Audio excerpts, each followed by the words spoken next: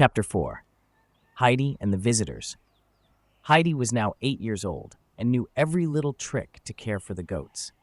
Her two favorite companions, Little Swan and Little Bear, followed her closely like two faithful dogs.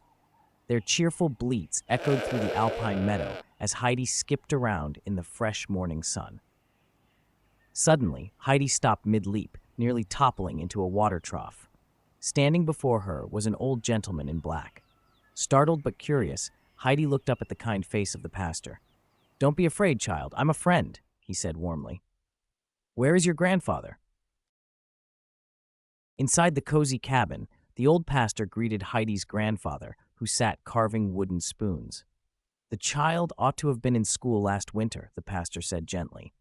Almuncle, his voice firm, replied, "She is learning all she needs here among the goats and birds." The pastor frowned slightly. "But Heidi needs lessons, neighbor. She's not a goat or a bird." Almuncle shook his head with quiet determination. "She'll be happiest here with me. School is not for her." The pastor sighed, knowing he wouldn't change the old man's mind.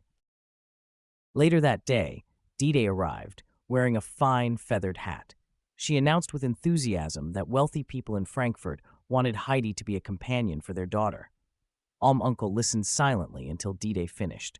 Then, with a frown, he said, "I want nothing to do with this."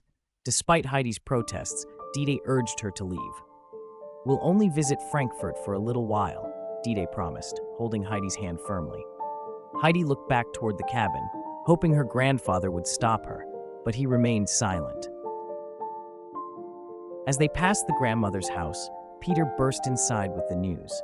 "She's taking Heidi away," he cried. The blind grandmother, distraught, called out through the window, "Dite, don't take the child from us."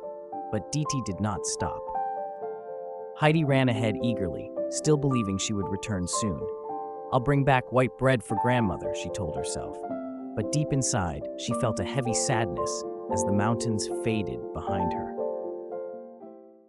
Thanks for watching. Don't forget to like, subscribe, and hit the bell for more incredible stories from Vintage Treasure Chest.